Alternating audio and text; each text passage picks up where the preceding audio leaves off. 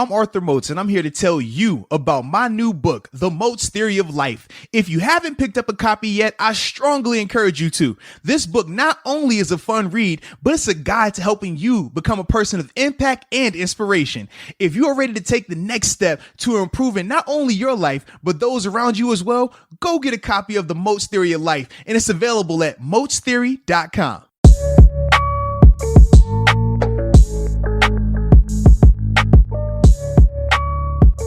What's up? It's the Arthur Moats Experience with Deke. I'm Arthur Moats, and that's my main man, Deke. What's up, bro?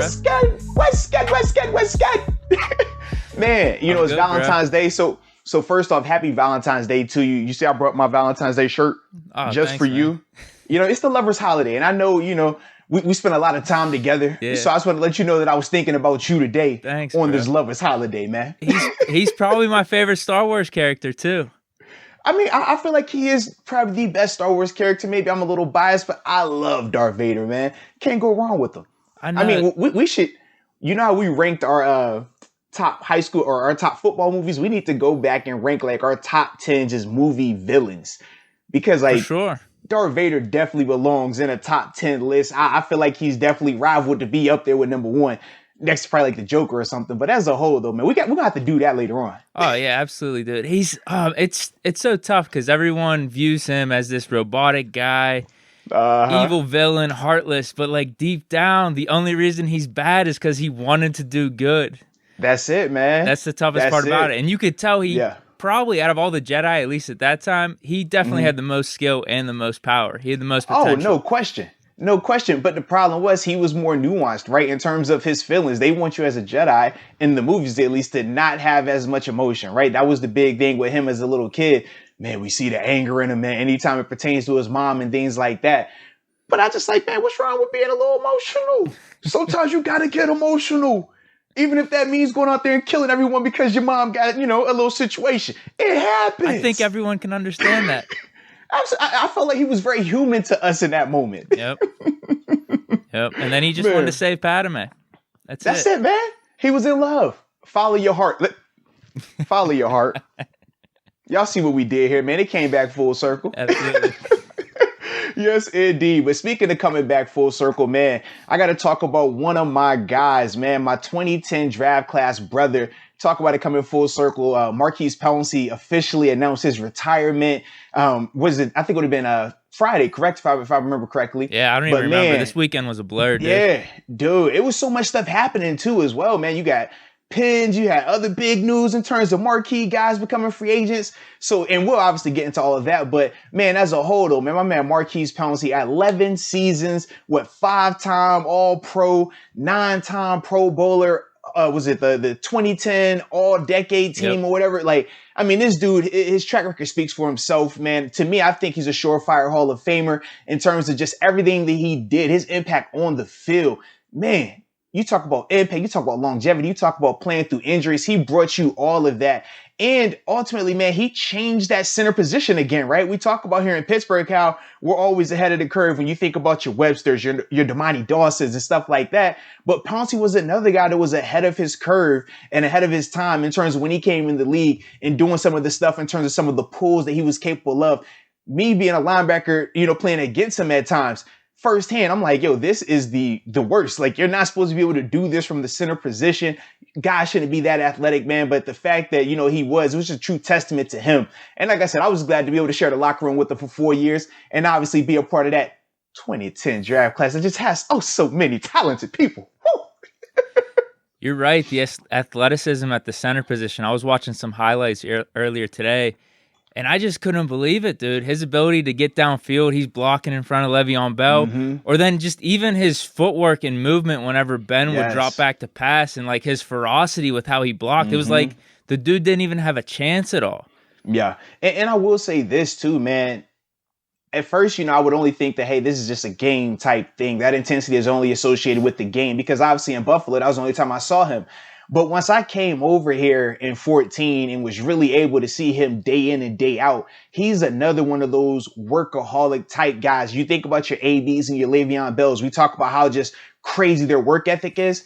Pouncey is in that same cloth. He's cut from that same mold. You would see him in practice, and we would joke. We would call him a cannibal because of how he would beat on the practice squad old lineman or the look team old lineman when they're doing warm-ups. I'm like, man, if you hitting your own guy like that, what you gonna do when you face us? You know what I mean? So you would just see him, but that was the only speed that he knew, and that's what made him such a great player for so long. And it was contagious. You know, you get some guys who they want to take a play off in practice, so you're kind of, 50-50 with them.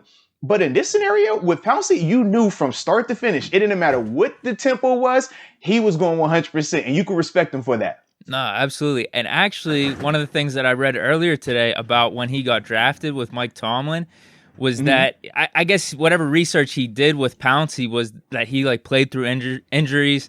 He was so determined, and he always brought that type of mentality that you were talking about. So whenever that draft came around, the 2010 draft, he was like, we need to get Pouncey. Because I think at that time, too, Art Rooney wanted to improve the run game, so it made sense. I wanted Dez Bryant really bad, but I remember when we drafted Pouncey, but it kind of makes sense going back full circle, like you mentioned earlier, why we wanted Pouncey so bad and why Tomlin wanted Pouncey. Absolutely. And the thing that I would always tell people as well, man, when they would get on him in terms of sometimes him being injured a lot, and they would say, well, man, he's just, why is he always getting hurt? And I'm like, honestly, he gets hurt because he's so athletic. He's in positions downfield where you typically don't see linemen. Typically it's little guys, DBs, running backs, right? Safeties. So it's not a lot of bigger body people out there falling around. But him, man, he would be out there. And yeah, sometimes you get caught up in those type of things. And obviously we know about the other scenario where, friendly fire kind of got him and stuff like that. So as a whole, man, it was unfortunate the time that he did miss, but the time that he did, play, the times where he was available, man, he was the best center out there. And I don't think it was even a debate. Like, since he came in the league, we saw his stamp. We saw how dominant he was. It's very rare you get a guy that comes in and day one, he's the guy. But that was Pouncey, man. And that was from an NFL standpoint too, man. We might be remiss, too, to not talk about his leadership and loyalty just to teammates. Oh, yeah. You've talked about it countless times, absolutely, just me man. and you personally, how much he meant to the locker room. But then you hear it from Ben. You hear it from basically every Steeler. Pouncey was that dude in the locker room, the unifier. Whenever there was a problem, he was the guy that could kind of bring both sides together and make it a team on a week-by-week basis. The thing that we always that me personally, that I always enjoyed about Pouncey was that, right? The realness, the rawness with him. I mean, this is a guy that, obviously he had some off the field stuff that people talk about, but this the same guy that I would see in Bible study with me on a Friday morning before practice. You would see him in there and constantly wanting to learn, not just a part of it, but really being involved. But then at the same time, this is a guy that would stand up for you if you needed somebody to help you. If you needed something, he's a guy that you could call. I mean, when you get those type of compliments, man, that's what you want to hear. That means you are a really good person. And that's why a lot of times us as teammates and brothers of him, we would always laugh when people, paint him as this villain, as this gangster thug, this bad guy. It's like, man, obviously we all come from different situations and we all have different upbringings. But the root of Pouncey, man, he is a genuinely good dude. This is a guy that you would want in your corner, man. Like I said, I'm just glad that I was able to have him in my corner, man. Yeah, just unfortunate, I guess. On one hand, you wish he could have played for an extra 2 or 3 years, but if he felt like his time was now, then you just got to respect that. Well, and you saw what he said. He didn't say that he didn't, he wasn't capable of doing it. He said the desire to fulfill the commitment of me playing is what he does not want to do anymore. I can relate 100%. That's the same thing I was saying when I retired. It was it's not a physical thing. Yes, he's still able to go out there and play at a high level. It might not be Pouncey of, the early 10s and stuff like that, but he can still come out here and be a dominant player. But when you don't have the desire to go in there and grind the Monday through Friday, you don't have that desire to work out multiple times a week, stay committed from a dieting standpoint, stay committed from a off-season film study standpoint, self-scouting. It takes a lot. And a lot of people don't realize, to be dominant or to last this long, you can't do it half-heartedly. You have to do it 100%. You have to be all the way committed. Otherwise, it's going to show in a major way. You either get hurt or you're going to look terrible on the field. And ultimately, that's going to get you released anyways. But hearing what he said, man, I could totally respect it. I'm just glad that, if he was feeling that way, that he did have enough, courage to say it, because there are a good amount of guys that don't say it and they continue to fight with it and come to work and hate every day of it. So, it was good to really hear him say that in his release. Yeah, because that's what you're doing for so long. Football. Yeah, absolutely. That's all you know. That's your whole identity since you're a kid. I mean, this is a guy that has been at the pinnacle of every level. You think about him in high school, at Lakeland with his brother, dominant. You think about him at Florida, dominant. And then obviously here in the Steelers, dominant. I mean, it gets no bigger than that for him. So, yeah, man. And he's still getting awards, too. Absolutely, man. Absolutely. So it's a crazy thing, man. But he's one of those guys that, like you said, man, if you ever had the chance to come across him, man, you were very fortunate. He's an awesome dude, man. Yeah. So I'm glad we talked about him to start off the podcast, though. Absolutely, definitely man. Definitely one of the Steeler legends, for sure. No question, man. Like I said, Steeler legend, 2010 draft class legend, future Hall of Famer in my book. Like I said, I'm just happy for him, man. I'm happy for him to be able to do it on his own terms as well, because that's another thing, right? How often do we see guys that they stay a little bit too long and they kind of get kicked out versus being able to leave on their own terms? Go to a different team. Right. And it's not the same where they got to get carried off because they didn't got hurt. Like, to me, man, being able to see guys walk away under their own power, I always applaud that, man. You talking about Brett Favre there? Hey, wait a minute now. You're saying I know a guy. Oh, all right. Man. But no, big time tip of the cap to my dog Pouncey, man. For sure. But shout out to today though, man, Valentine's Day, because we had live action. Man, we had the Pens playing against the rival, the Caps, man. We had Sid and Ovi. I mean, all the stars were aligned. And shout out to the Valentine's Day because we saw the Pens put together a complete game today. You think that's what it is? I think it is, man. They're just so enamored with this lovers' holiday. They're so passionate about the red heart. They're so passionate about being somebody's Valentine that they wanted to go out there and put on a show. And they did that, man. I mean, I'm trying to think, how many firsts did we see? We saw them break a 21 game or 21 power play streak where they hadn't scored a goal on a power play. They did that today. We saw them get their first 2-goal lead of the season. I mean, just think about that, how far we've been in here and they haven't had a 2-goal lead at all this year. We saw that happen today. We saw 2 empty netter goals as well. I mean, come on, baby. What more do you want? We started fast. We looked good in the power play. We skated hard. I mean, everything looked good. And even our special teams from a defensive standpoint, our penalty kills were good. It was good. Not bad. I'm sorry, yeah, not bad. They scored on that second one for 6. Yeah, they scored on the. Yeah, they were one. Was it 1 for 4 or 1 for 6? I want to say on the 1 for 4 on the power play. I'll take that any day. Yeah, because their percentage was they popped it up on the screen. I think they're first in the league. It was like 37%. Yeah, so that's 1 out of 3. So we held them below our average. But that second one, dude, I could not believe that puck went in. It was off our own defenseman's stick. Yeah. It seemed like it was going in slow motion. They were replaying it in slow motion. I don't know how it was in live time, but that was frustrating because you're right. I thought they played the penalty kill kind of decent there. I mean, they had their chances, but what can you do with the Capitals in their power play? Right. I mean, because, they talked about that was one of the emphasis that they put on the Caps when they were talking about them in the pregame about how dominant they've been in the power play and how we've struggled, in the power play, whether it's killing the penalty or killing the power play or it's trying to score in a power play.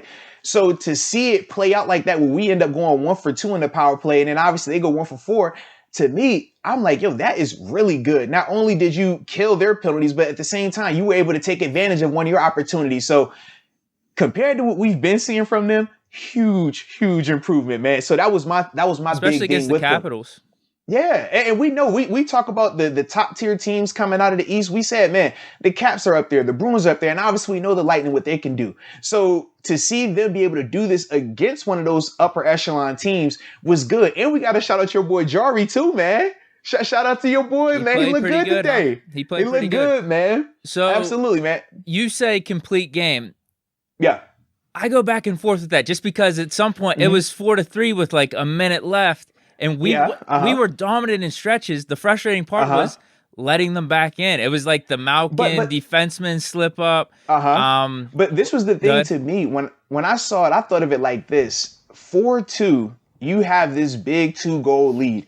The goal that was scored on Malkin, literally, it looked almost like a lapse in just fundamentals at the end of it for him. I think he fell asleep. Yeah, like that's what it looked like. Because otherwise, he was in position, and Jari was in position to play off of him. But yeah, like you said, fell asleep at the wheel. But to me, I never thought that made the game out of hand. I never thought that they were coming back more so either, because outside of that, we never really saw them getting a ton of shots on goal either. We had more shots throughout the game. In each period, we were just being more aggressive. That's why, to me, won the face-offs too, dominated the face-offs. Absolutely. And it reminded me of their game, the last game they played against the Islanders, right? We said, man, they played 3 periods really good. And it was probably like that last 2 minutes where they kind of had that lapse and they ended up losing. To me, today was that, but they finished. When that third period hit, man, when they got that opportunity for an empty netter, they took advantage of it. When they had the opportunity to go up and get a 2-goal lead, they did that. And then even when Malkin let up that goal, they still responded. You saw Jari respond. You saw the team as a whole respond. It could have been 4-4, I guess, right? Absolutely. They could have easily said, man, all right, they done scored. It's a 1-goal lead now, man. You know they're about to come back. They could have easily done that, but they didn't. They responded in a major way. And that's why, for me, I was like, it looked complete, because I want to see you not just, do well when it's going well for you. How do you handle adversity? And we saw Jari handle adversity. We saw that team handle adversity. You think about how the first period went. You think about that second period. Even though we had went up, it still was competitive. We still had some moments, like you said, where it was like, all right, how are they going to respond to that? But they stepped up. And to me, that's a sign of a championship team. That's a sign of a team that can continue to win. If you fold in those type of situations, then yeah, how can I count on you when it's playoff time? How can I count on you when we got to have it later on in the season? So to me, that's why I was excited about it. Sure. I guess we're just waiting for that 6-1 win or 6-2 win, as opposed to the 4-3, and then it becomes 6-3 because of the 2 empty net goals at the very end. Yeah. Because we don't have a win like that. Maybe at the beginning of the season where it was like 4-1 or 5-1. No. I told you, we haven't had a double-digit lead on anyone. So all the games that we've won have been in overtime. Or I'm trying to think, 3 of them have been in overtime. And I think this is our second one that we won in regulation right now. Or it might be 4 in overtime, and this is the second one in regulation. Yeah, so we haven't had any of those games where it was just a flat out blowout, but we did talk about some of the reasons why. We said, man, you have Malkin playing bad early on. We talked about the goaltending a little bit early on as well. Then obviously you had the GM change. So it was a lot of variables that have played its role to this part. But seeing these 2 games back to back, looking the way that they've looked, to me, it's a step in the right direction. No, 100%. Like, I was actually worried last night. I went out to B-Dubs. Had some beers, dude. I think on Monday or Tuesday is when I'm officially going to be clean eating, clean drinking here on out. So I wanted to get some beers in, just night out. Yeah. They had the Bruins-Islanders game on, and I was watching. I think I actually watched the whole game. I bet I bet on the Bruins whenever they were down 2-1. They came back 2-2. But then I actually started to look up the NHL standings, try to get familiar with our division. I see you. Dude, the Islanders are actually, they were at least yesterday, they were ahead of us in the standings. They probably still are now because we both got the win, so it evens out. Yeah. But the Bruins are head and shoulders above everyone else. I was getting worried because the Islanders looked awesome yesterday in their win against the Bruins, and there's only 4 teams coming out of this division. It's pretty much loaded. There could be 5 or 6 teams battling for those 4 spots. Yeah. And with how we've played up to this point, I was like, oh shit, something's got to give tomorrow. And we're playing the Capitals. So to everything you're saying, I'm really impressed just with the total game. There were spurts. Like, I hated those first 10 minutes. Felt like the Capitals dominated us. Albeit they were on the power play 2 times. We just didn't have any momentum. Yeah. We had, the 2 penalties, right off the jump. Like, that was my thing. I'm like, we looked sloppy in that part of it. But the penalty kill was what made me feel a little bit better about it. I'm like, all right, if you're going to make, a couple dumb moves here, and all right, we got, 2 power plays, and we got to defend it. It's like, at least do what you do. And they did do that. So like I said, to me, that first period, I was still kind of like, all right, glass half full. I like this. For sure. And then there was like 2 or 3 minutes where we were on the offensive end in those first 10 minutes of the first period where we had the puck for so much. We weren't getting any like legitimate shots on goal, though. It looks like we were just trying to skate around. So I had no hope for us doing anything, but then all of a sudden we had that beautiful play, Crosby with the passes, Russ, and then the momentum completely shifted. We scored right after that, and it felt like we had the game, and then it was just unfortunate. We let up another goal to make it 4-3. But I was very encouraged. I love the explosiveness on offense, how we could score like that. If we get the defense a little bit tighter, goalie a little bit tighter, that's all, man. That's the biggest thing defensively right now, because they have a ton of speed, and you see it every time they're on offense, man. Every time they get in the rush, it's like, dude, they are a problem. But for them, my biggest thing is simplify. Stop trying to do the spectacular, right? Stop trying to have the 4 pass, goal. You don't have to be like that. Get good quality shots, which we did see them in that second period, in that third period, start to get a lot more shots, which I feel like that's the best way to go about it, instead of being so structured offensively. Man, and to me, when they start doing more of that, they play a lot better. And I thought today they did that. I thought today they didn't look as, not even, I don't want to say robotic, but just in uniform in terms of, all right, we have to pass here, to pass here, to pass here before we can get a shot. It like they were just letting it come to them and just taking the shots that were there. And to me, I think that's the best way this Pens team should play. Sure. Yeah, I'm excited, though. I'm excited. I was worried last night. I'm like, I want to be rooting for the Pens because I'm enjoying watching them. So I want them to keep winning. Fun. They're fun right now, But then when man. I'm looking at this division, I'm like, oh, shit. Yeah, Today gave me hope.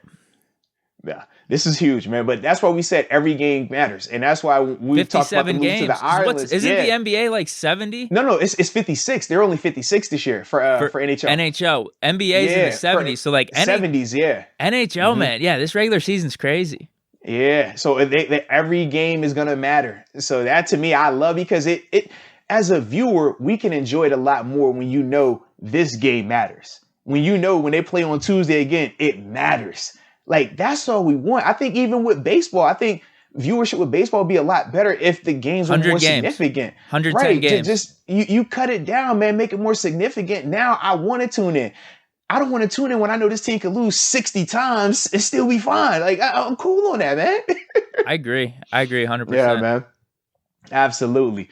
But anywho, let's go Pens.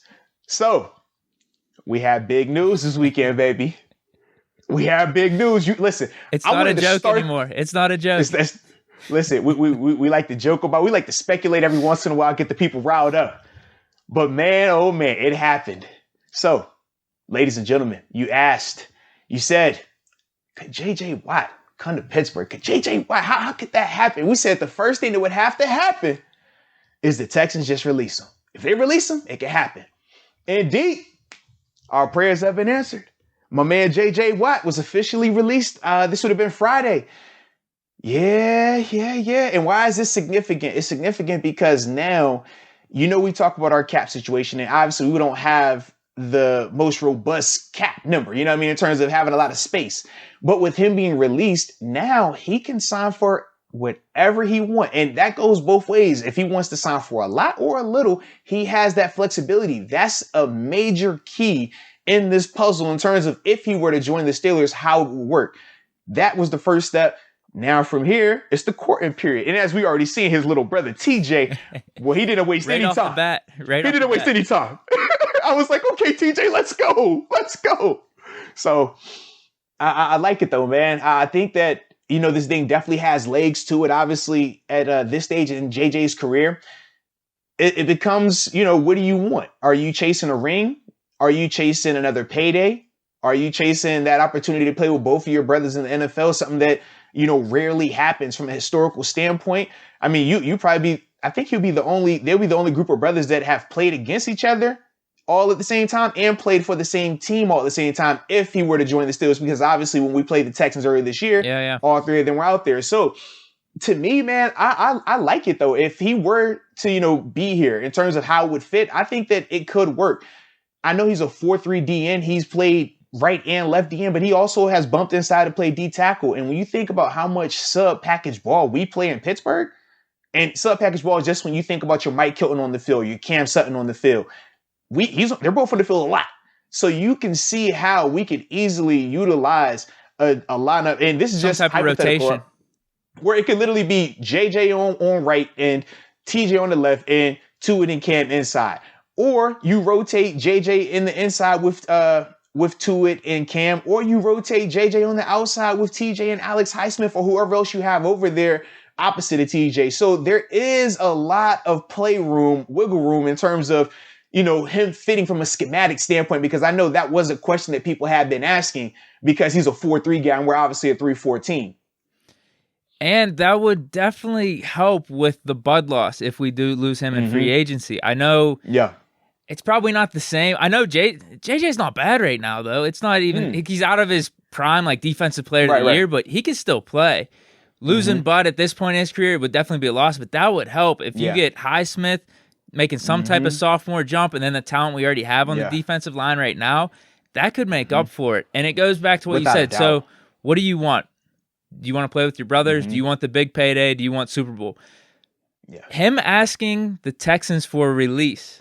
I don't think that points to big payday, because he would have got how much money this year just to stay with the Texans? 17.5. He would have got $17.5 million just to stay there. A ton of money to turn down, right? Super Bowl and playing with your brothers. Yeah, I think we can answer both those things. So if Ben restructures his contract, if we bring in J.J. Watt, we bring back Ben, and we could run it back for the most part, maybe without Juju and without Bud, I think we're Super Bowl contenders right there. So I think that checks both of those boxes, and which is probably even why J.J. Watt is to the Steelers is the Vegas odds favorite right now. Yeah, absolutely. And I know, obviously here in Pittsburgh, we say contender, and, Steelers fans, we look at it and we're like, absolutely. But people, outside of Pittsburgh may be skeptical of it. Man, they can't be contenders. They're not better than the Bucs, not better than the Chiefs. But this is the thing. We say contenders. In the NFL, there are a good amount of contenders. You don't have to necessarily win it to be a contender. Contender are the teams that are legit in the conversation to win the Super Bowl. We are in that conversation. So at least from that standpoint, we're contenders. And then obviously, I think that this would be big for JJ as well, because you talk about if you join a team like the Bucs right now, yeah, you could win it, but it's not going to be because JJ was the missing piece. It's going to be more so, you just rode somebody's coattail. Same as you went to Kansas City. It's getting out of hand with this shit, man. Adrian Peterson. You see AB? I was about to say, yes, you saw it, right? Adrian Peterson, all these people are like, I'm interested in the Bucs. Odell Beckham, I think, saying I'm interested in going to the Bucs. Give me a break, come on, man. That's the new Golden State. Seriously, man. So to me, when I think of JJ, I'm like, JJ doesn't seem like the type that would want to join a already super team, or a team that already has that much talent, a team that's coming off of a Super Bowl, or if you're Kansas City, a team that has been to multiple Super Bowls and won one in the past, 3 years. I think if you're JJ, you're like, bro, why not do it here in Pittsburgh, where we definitely have the framework. Now, obviously, it's going to take a lot more work, but it's still, the structure is already there. You have the main pieces in place. It's more so picking, all right, O-line versus running back. Which one which one is more of a priority and things like that. But to me, I just think that JJ could feel a lot more substance and a lot more meaning to being here. We would need him. If we don't have Bud Dupree back, he would have a significant role. No question. Whereas if he went to Green Bay, I don't see it as the same in Green Bay. I three-man rotation, probably. Absolutely. Yeah. So I think him coming here, it makes perfect sense for him from a, just solidifying who he is as a player. Obviously, you already talked about, the brother connection. I like it, man. Do you like it, though? That's another thing, because, okay. Because I'm like, some people, they're skeptical on him, man. Why? Some people are skeptical. I don't know. I'm about to drop a film session on it. But yeah, I watched his, a couple of games on him. Are you? JJ Watt? Oh, yeah. It's already in the cook. Yeah. It's already in the gumbo pot. We just throwing a little seasoning on that thing. Yeah. She ready. She about to be ready, though. But yeah, you watch him and it's like, no, this guy can still play. Now, like you said, he's not Defensive Player of the Year 3-time J.J. Watt, but he is still highly effective. He is still very disruptive as well. And to me, I just think that in a defense like the Steelers, where it's so much talent already around him, he can flourish. Whereas in Houston, man, I'm not going to lie. There's times I was watching Houston, I'm just like, defensively, what are y'all in? Like, they were so undisciplined. Guys hopping in and out of gaps. I'm like, JJ, the fact that you were able to make the plays that you made in this hodgepodge defense, like, gosh, because it is bad. Like, the Texans, man, on defense, yeah. They got some work to do, baby. What do you think his max number is for a 1-year deal right now, if he was to get the most that he can? I think he could get around probably 10. I Okay. think 10, honestly. And this is why, because we know he is no longer the 3-time Defensive Player of the Year. 17.5 was paying 3-time Defensive Player of the Year. He's not that. The injury history, I think this was his first time since, let me see. I'm trying to see it in terms of him playing 16 games in a season. Oh, yeah.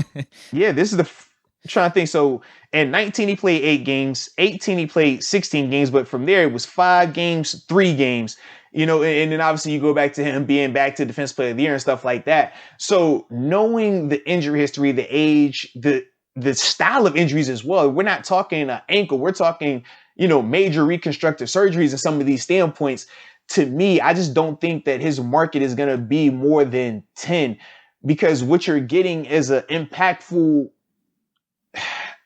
He's definitely a starter still, but you're not paying him dominant starter money, because I don't think that he can be that play in and play out. I mean, even when you watch him with the Texans, he still had his, his flaws in his game and stuff like that. But as a whole, I think in a more limited role, right, where we're talking about him in Pittsburgh, he would be a part of a rotation potentially.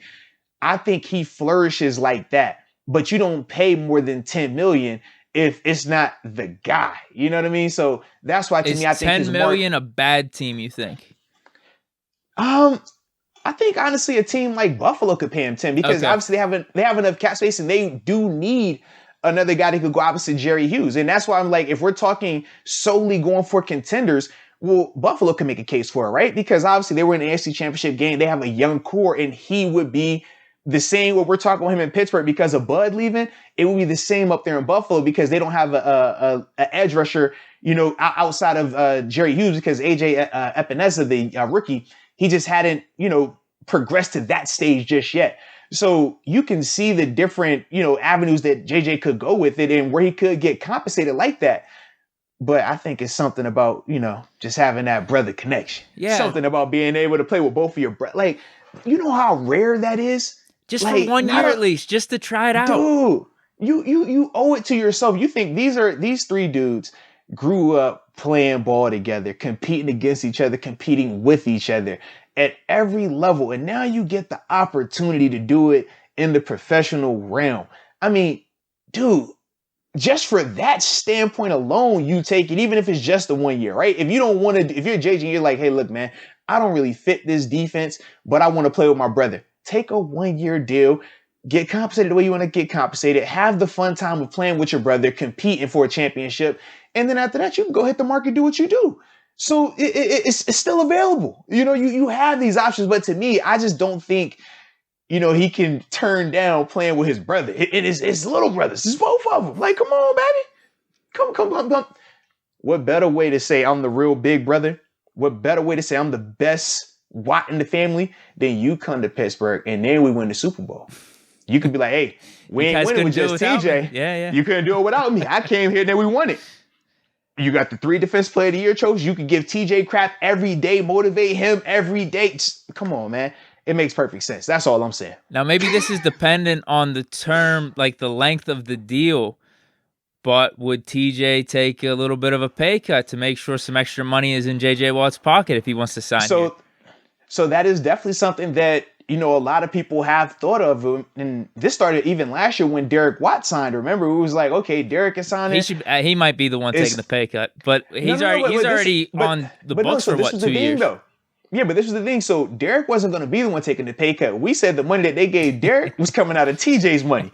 I mean, because let's be real, they could have gave that exact same contract to who? They could have to Tyler Matakavich. They could have just brought back Rosie. Well, you said bring back Rosie. You already had that same contract that you gave to Derek Watt. Tyler Matakavich got that exact same deal to go to Buffalo. So you had the money. You had the player already there.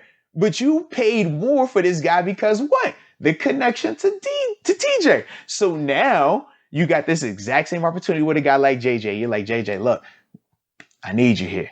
And then you go, JJ talk to TJ. Hey, TJ, look, I want to come here, but I'm not playing for less than this. So, little bro, how much you want me to be there? Instead of 125, sign for 120. What's up? You know what I mean? Like, it could be that type of conversation. That's all I'm saying, man. Does TJ hold off on the extension, or is that a guarantee this offseason? I think that's got to happen this offseason. You're not going to have TJ. If TJ smart, you want to go out there and play on a 5th-year option. Think about him. His 5th-year option, I would have to look, but based on where he was drafted at, was what, in that 10 to probably 12. Actually, I should be able to pull it up real quick. He was in the teens. Yeah, so that's what I'm saying. His 5th-year option isn't going to be. Maybe even the 20s. It might have been. I think we drafted him late. That was after the AFC Championship with the Patriots, right? Uh-huh. Yeah, so this was like 28, 29. We're gonna pull up this. We're gonna get this 5th-year option though. So that'll. So he was 30th overall pick. Okay. Yeah, 30th overall pick. Oh, wow. Yeah. And his 5th-year option is supposed to be $10 million. Now, to put it in context, $10 million. We just talked about what $10 million is for, just a regular player at this stage for like a JJ Watt, right? TJ, he's worth way more than 10 mil. You feel me? What does Myles Garrett have? Is he 20? Is he 20 a year? I want to say Myles, 21, he should 22? because he just signed his. Let me pull him up. So we're thinking the range of high teens. High teens would probably be like a pay cut for TJ. Yeah, market values in the low 20s probably then. So here we go. All right, for Myles, and it's weird the way the way they have the bonuses and stuff like that, but it's basically 20 a year. That's where he's at. So if you're TJ, based on your productivity, you can't take less than the 20 that Myles got, right? So that's kind of how I kind of look at it like that. I'm like, whatever, he got, and he was the new person to set it. Your numbers are better. You've been doing it longer at a higher level. Yeah, we need that money. Run it up. New highest paid defender in the NFL. That's what we're looking for.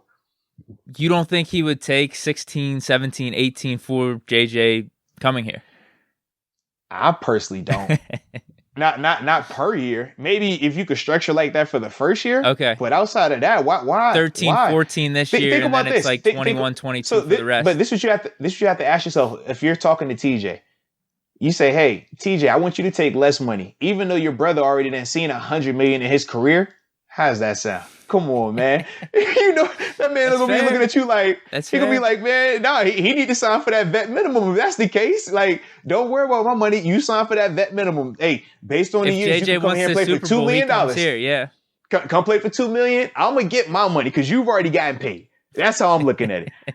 like seriously, man. Because and this is the thing too. And we've seen the scenarios now, right? We saw Bud get hurt contract year. We know that it's going to impact his market. Now, we don't know how much, but it will have an impact. Then, obviously, you had the extreme. Ryan Shazier, contract year, go down. So, if you're a TJ, you're not about to come out here and take, 5, 6, less than what you're supposed to get because of your brother who's already had a ton of money. Like, if it's Derek, I think it's different because Derek hadn't had a big payday like that. Whereas JJ has been the highest paid defender multiple times now. So that's to me, I'm like, hey, big bro, you done already had your money. You got to take the pay cut this time. Okay. That's how I look at it. What's the number then? 2 or 3 million? For him, yes, 2 million. Yeah. Okay. Mm-hmm. Anybody that's, I think it's 10 to 15. No, it's 10 to 17 years or something like that. All of those vet minimums are $2 million in that range. Do you see us going any higher than that? 3 or 4?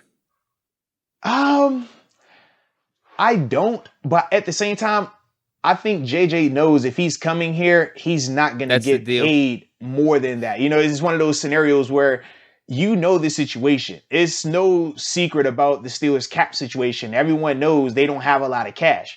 So for you to come here, that, hey, I'm not coming here to get market value. I'm not coming here to necessarily get extremely close to market value. But I'm coming here because, number one, I can play with my brothers. And number two, I get a chance to compete for a championship. To me, that's what you're selling to JJ. You're not selling him hey, man, we'll give you $5 million, baby. What's up? Because he just turned down 17.5. You know what I mean? So that's why for me, I'm just like, I don't approach JJ. If I'm the Steelers, I don't approach him with the numbers right away. I'm selling him on the other intangibles first. And then we get to the numbers at the end once you already fallen in love. And that's one of the reasons I ask you about the market value being at 10 and if contenders will be paying that as opposed to it just being like the Jaguars or the Jets, because if contenders are willing to pay 10, that might make it a little bit tougher for us, because if it was just the bad teams paying 10 and then contenders then it's easy, maybe in the 6-7 range, then that $2 million with us seems so much more attractive with the potential championship aspirations and playing with your brother. Right. But if it's 10 on a contender versus 2 Steelers brother, maybe it's a little bit more equal there. Yeah. It's just going to be what do you want? Absolutely. I mean, that and I think that's literally the decision that he's going to have to make, because he's good enough. His legacy is strong enough that he's going to command, that ballpark money. Not saying that he necessarily deserves it, but just off of who he is and, what he was able to do last year, he's going to get, that he could get that, at least if he wanted to hit the open market and really go to the highest bidder. But to me, I just don't think like you said, the money couldn't have been the driving force if you asked to be released when they were going to give you 17.5. Exactly. They didn't want to release you. You asked for them to. And out of respect for you, they granted it. They could have traded you. You could have kept the money. Absolutely. Easily. It's a lot of different ways that they could have went about that thing. So to me, I don't think that, the money is going to be that driving force. I think the brother element of it, that's the big thing, because you could make the whole case about the Steelers, but we could go down the list of, if he's not a Steelers fan, it doesn't matter, right? We feel like Steelers fans feel like this team is just the best since, sliced bread. And honestly, like, it's true. But outside of Steelers fans, not everybody feels like that. Or you got people that feel like that about Dallas, people that feel like that about Green Bay, San Fran. Like, we could go down the list. You got your Patriots fans and stuff like that. But to me, you can't overstate the sibling element of it. That love element of it, baby. That's all I'm saying, man. You got how, like I said, playing with your brothers. And they are a close group. They train together in the off seasons. TJ could take countless stories about them just being together, how they would work out as kids, competing against each other, him always chasing after him, trying to get to his status. You can't, like, when you're that close, you don't get this many opportunities to play at the NFL level with a sibling, with a brother. And I just don't think that he's going to pass it up. I personally don't. I don't, man. So what's the timeline? I guess what's free agencies in March then? Yeah, Can he sign now? Because he's released? I mean, he could, but the problem is this. Everybody's waiting on Ben. You can't do any moves until you get that taken care of, because we already said it's 41. So until a movement is made of some type of restructure, release, whatever, that number is still at 41. So yeah, nothing can happen until that, But obviously, with Pouncey retiring, that's going to open up. That's going to give you a little bit more flexibility. But the biggest thing is just waiting to see what the number is with Ben. Once we get that, then we'll know, okay, you might have $5 million to work with. Hey, JJ, come for 5. Might miss run have 7. We talked about that, right? We said with the whole Aaron Jones conversation, man, could potentially try to get him at that rate, right? We know that he got offered more in Green Bay, but sometimes, man, you turn that down, that could be just a bad decision. We've seen running backs make bad decisions before. We've seen it before. So to me, I'm like, man, depending on how we can make some moves, you can have a scenario where you can get something. You can play a little bit. So we'll see. We will see. Is that a good segue? Because I saw some positive news today, for me at least. Talk about it. Jeremy Talk about Fowler, it. He's on ESPN. He said there's reports Shout out to Jeremy, too. People within the Steelers organization are pointing to Ben returning. They're going through the contract. I don't think they maybe had the official meeting yet, but it seems like all signs are pointing to Big Ben returning, which is positive news to me, because over the past day or so with Pouncey retiring, there's a lot of people throwing stuff out there that Ben's decision could be heavily impacted with that. So you didn't think that? That's why I'm curious, because right now I'm hoping Ben comes back, and I'm really thinking it's going to happen based off these new reports. But people were trying to throw some of this speculative shit out over these past couple of days with Pouncey. Maybe I'm weird, but I understand their closeness. And I mean, from my whole time there to even retired and coming back, they would always talk about when to go out together. They always talked about when to retire together. But the reason why I never thought that Ben was going to retire once Pouncey did this year is because, number one, Ben, from the time the season has ended, he has been very vocal about wanting to return. Yeah. If the team will have me back, I want to come back. He's been very vocal about it. It's not like some of these other offseasons where, think about the year we drafted Mason. What did he say multiple times that year? Maybe I should hang it up. Maybe I don't have any more. After Maybe the Patriots AFC Championship game, he was going back and forth. Right. But we didn't hear any of that from Ben from the time the game ended. He was sitting on the sideline next to Pouncey. That whole dialogue, it wasn't all right, man, this is it for us. This is it for me. You never heard that. So that's why for me, I never thought that Ben will retire. To me, I think it's more so if they can get the number done, I think that he comes back regardless if the number is right. But I think it would be more stronger in case of him getting cut than retiring right now, just because he never gave off any indication that he was thinking about hanging him up. You hear him, he sounds like he still can do it. And you see enough of it on tape that you're like, okay, yeah, he's still capable of playing at a good level. He can still do that. And we know the Browns, the wild card game wasn't his best game. The dude still threw for 500 yards and 4 touchdowns. You know what I mean? Yeah. So that's all indications, like you said. I still think he's got it in the tank, man. Nah, he got enough. He has enough.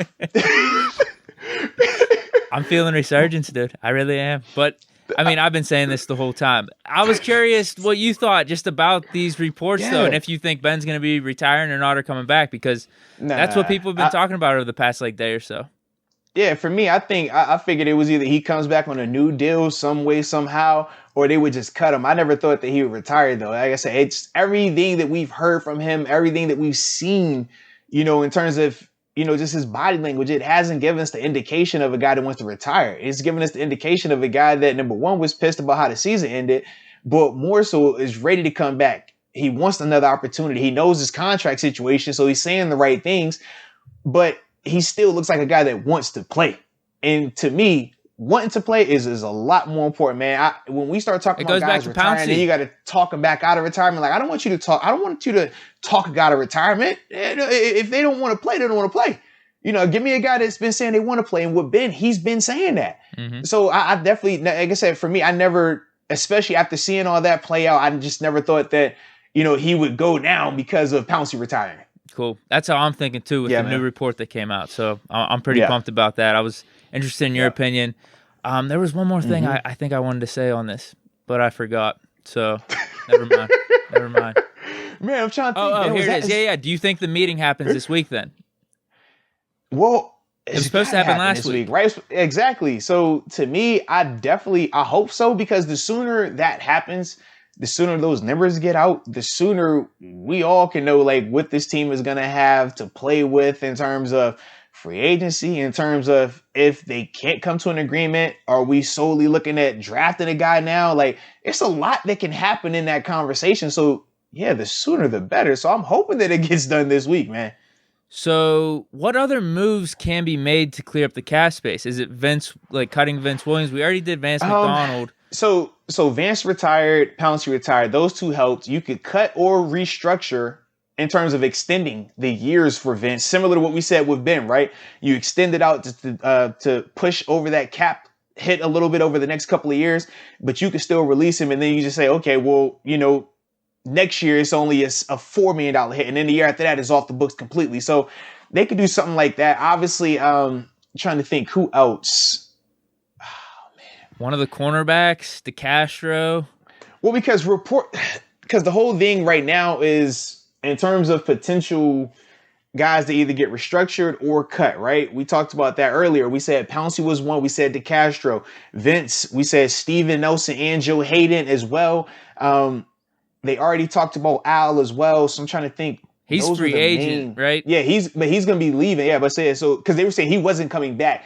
But those were the main guys, though, that I listed in terms of potential candidates for either being cut or, like you said, some type of, extension to just soften the cap blow. Because you can cut a guy that is still a good player solely to free up cap space. We've seen that. And you can also extend a guy with the full intention of cutting him the next year. But by extending him, you ultimately soften the cap blow for that current year. We've seen it's multiple ways that they can make, enough moves to free up some space. We saw it last year when they signed Derek White and Eric Ebron. At the time, they didn't have a ton of money, and they found a way to, okay, we're going to restructure this, we're going to extend that, and now we got enough to make this deal happen. So they can do, enough little moves to give them a little bit more cap space, but as a whole, they're not going to be able to compete with some of these other teams that have a plethora of cash just available to them right now. Which is fine. I think maybe you would agree with this. I think if we can somehow run it back for the most part, maybe not having 2 or 3 players, Juju, Bud, I don't know, maybe one more, Do we need that much? Maybe just enough to bring in Watt to sign our draft this is my picks? question to you, though. Okay. How many times was Juju Big Ben's safety net? How many times did Juju come up and gotta have situations, 2-minute drills, work in the middle of the field, third down, situational ball? That's his guy. We're easily sitting here talking about it as if, okay, he leaves, one of the guys that were already on the roster just magically steps up and does what he does. We haven't seen them do it. Not saying they can't. And I do think that some of those guys definitely maybe can. I'm assuming that. I'm assuming a Claypool jump. I'm assuming a Deontay jump. And then James Washington, too. We talked about him. Right. But we saw how Deontay, compared to last year to this year, he struggled a little bit as a receiver, right? His confidence was shot a little bit. Wasn't the most consistent in terms of catching. So to just say that, hey, we can kind of do this thing without Juju, I'm not 100% sold on it just yet. If Juju leaves, I still think you're going to have to do something to upgrade that offense, whether you bring in a high-level running back or you I'm thinking running back. Yeah, for sure. Like you're going to have to bring in something else, because at this stage in Ben's career, he's not going to be able to go out there with no running game and no Juju and expect him to come out here and win games. I just don't see that happening personally. Harris, dude. First round pick. I'm calling for it. Hey, we're going to see, man. We're going to see. We got anything else, man? Man, I'm trying to think. I think that was it, though. Yeah, we got our hot topics in there, man. Shouted out the OG Pouncey in the building on his retirement. Had a Pens win on the Lovers Holiday. Yes, indeed. So, dude, it's Hextall and Burke, dude. The X Factor's 2-0. Hey. And I like how you see just the duality of, man, you got Burke over here with the tie down, just sitting there, super chill. Then you got Hexall, he's over here buttoned up. I'm like, this is perfect. I love yin and yang right here, man. I love the Burke look. It's funny, though. When do you do that? So you come in with the full tie. Why do you do that while you're watching the game? What are you doing beforehand where you need it tied up? So from my understanding, that's like his legit thing. So I was Googling to see like if he's ever had it tied, and there's plenty of pictures of him with it tied. So it's like I see it with it tied, and then you see it, the classic, like just draped over him. So I really don't know the rhyme or reason behind it. I've seen him do it both scenarios though, where it's like, all right, this is an official setting and it's not tied. Now it's an official setting and it is tied. I don't really know, but I like it. It's his thing. It's cool because it's his thing and he's consistent with it. Sure. I agree. Yeah. Yeah, man. So shout out to that couple right there, man, because it's the Lovers Holiday, man. When you're in love or you got the right person with you, man, you can make some successful things happen, baby. So with that being said, man, I hope everybody enjoyed it. Hope everybody enjoyed their Lovers Holiday as well. Spend some time with the people that make you feel special. And shout out to all the subscribers. And until next time. Peace.